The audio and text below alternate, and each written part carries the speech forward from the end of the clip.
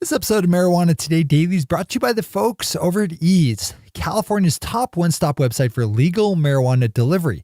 You can now hit up ease.com to both place your order for legal marijuana delivery, should you happen to live in a part of California where it's legal and where Ease is active, and to also find all the latest bits of industry insight and analysis developed by the Ease editorial team using their properly aggregated and anonymized sales data stream. One of their latest pieces is a good one to open up with a recently conducted survey around 420 revealing some interesting facts about how open people are about their use of marijuana. If you're in the business of legal marijuana, it's probably a good idea to really understand how that whole scene is evolving. So I'd zip over to ease.com, which is spelled E-A-Z-E, to give that report a read. And like I mentioned, to also get an order in for legal marijuana, should you be so lucky to live in a part of California where it's allowed and where Ease is active. That's ease.com. Good morning, Marijuana Nation. It's Monday, May 7th, 2018, and you're tuned in to episode 484 of Marijuana Today Daily. I'm your host, Shay Gunther, and I'll be walking you through today's marijuana news and headlines. As always, we have a full and busy day of cannabis news in our hands, so let's jump right into it. Our top story this second week of May is a good headline out of Missouri, where on Friday, marijuana legalization activists dropped off more than twice the number of required signatures in support of an effort to put a medical marijuana ballot measure before voters in the fall. Missouri state law requires around 168,000 valid signatures to be submitted to qualify ballot measures, and activists with New Approach Missouri should feel pretty strongly about their position after dropping off more than 370,000 signatures on Friday, over 2 times the amount needed to qualify. If certified and passed by Missouri voters in the fall, the ballot measure would allow doctors to recommend medical cannabis for any condition they saw fit, as well as allowing home grow and the operation of dispensaries. The story is complicated a bit by the fact that there are 2 other competing measures in the state pushing for medical marijuana reform, with at least one other also submitting signatures on Friday, though details on that are still sparse as of this morning. We'll definitely be reporting back on this one in the coming days, weeks, and months. Dan Adams over at the Boston Globe has a great piece up looking at the attempts being made in Massachusetts to rectify some of the damages done to various communities by the decades-long disastrous war on marijuana.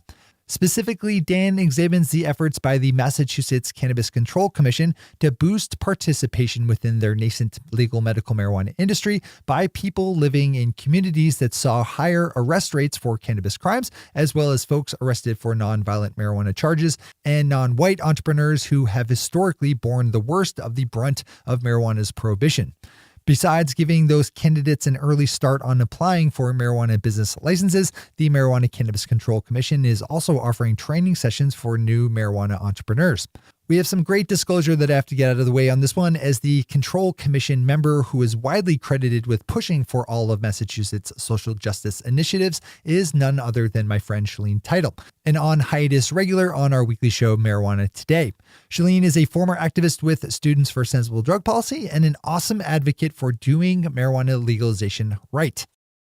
Another friend of the show, Tom Angel, who is an infrequent regular on Marijuana Today, scooped up our final top story of the day with a marijuana moment piece about Vermont Senator Bernie Sanders, who appeared on Friday to come out in support of legalizing all drugs.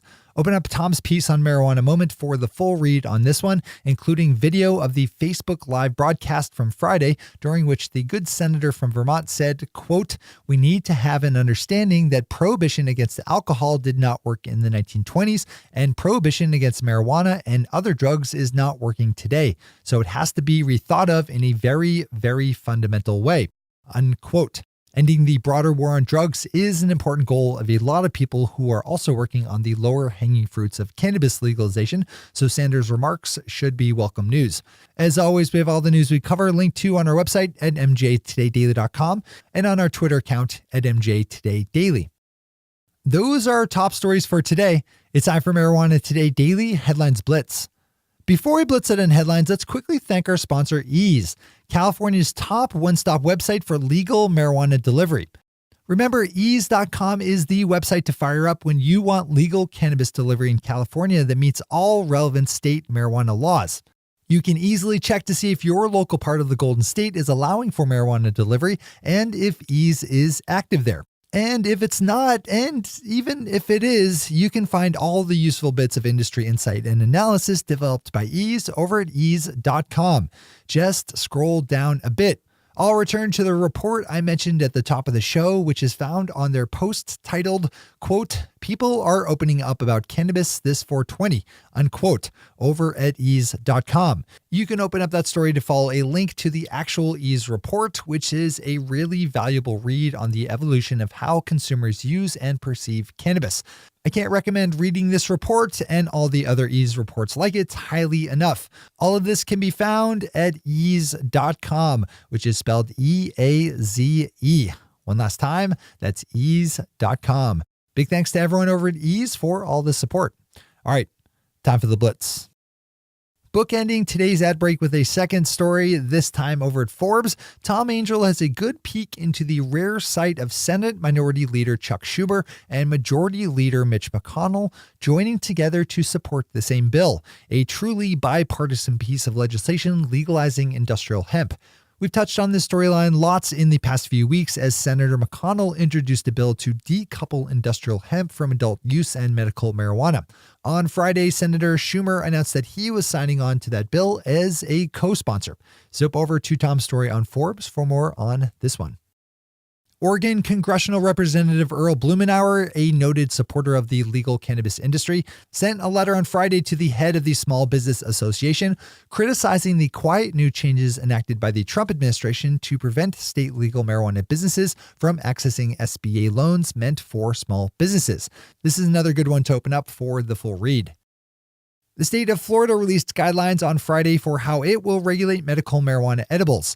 The Florida State Department of Agriculture and Consumer Services said that it will treat medical marijuana edibles the same way other food products are handled by state regulators, meaning producers will need to use properly certified commercial kitchen space and be subject to random health inspections.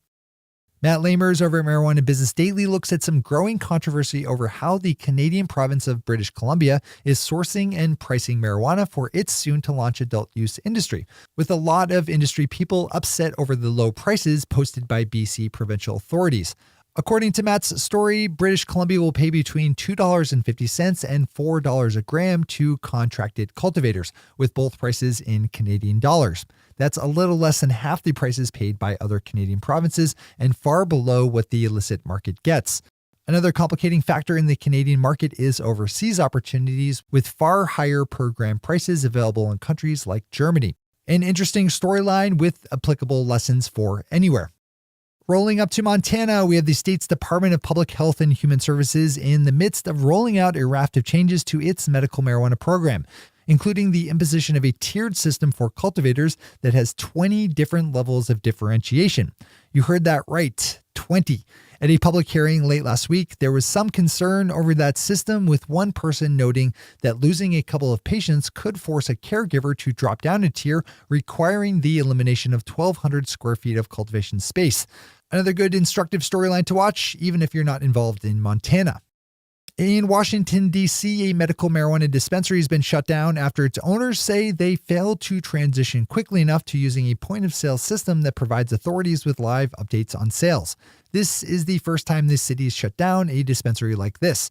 The dispensary in question, the Metropolitan Wellness Center, remains closed until it can be inspected for compliance. And finally for today, Leafly has a great article up about a public event held last week in California in which a California state representative got high for the first time since 1979, while up on stage sitting next to singer and cannabis activist and entrepreneur Melissa Etheridge. The two sat down together on stage during a planned political event and fundraiser, and Miss Etheridge took the time to show state lawmaker Reggie Jones-Sawyer how to use a vape pen holding a high CBD blend of cannabis concentrates. Mr. Jones-Sawyer said he hadn't smoked cannabis since the late 70s before taking a good pull on the vape pen. This is a big deal because of how it shows the continuing normalization of cannabis. Mr. Jones-Sawyer is a serious politician in the state assembly of the largest state in the country, and he just got high up on stage with a rock star at a major party political fundraiser. That means something, even if it's in California. Open this one up to see history being made. Those are the headlines and news for the day. I'll be back with you again tomorrow morning with another information-packed episode of Marijuana Today Daily. But in the meantime, if you have any stories to share or feedback to give, zip us an email to headlines@mjtodaydaily.com.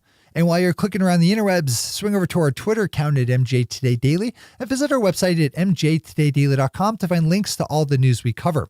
Have you rated and reviewed Marijuana Today Daily on iTunes yet? Just fire up iTunes, search for the term marijuana, and leave a rating and review. Let us know what you think we're doing right and what we could be doing better. Thanks to our sponsor, Ease, and to all of our awesome patron listeners for the support that makes this show possible. To join the illustrious ranks of the patron listeners yourself, swing over to our website at mjtodaydaily.com and click on that big blue button at the top of the page that says Become a Patron. I'm your host, Shay Gunther. Thanks for tuning in, starting your day with Marijuana Today. Today.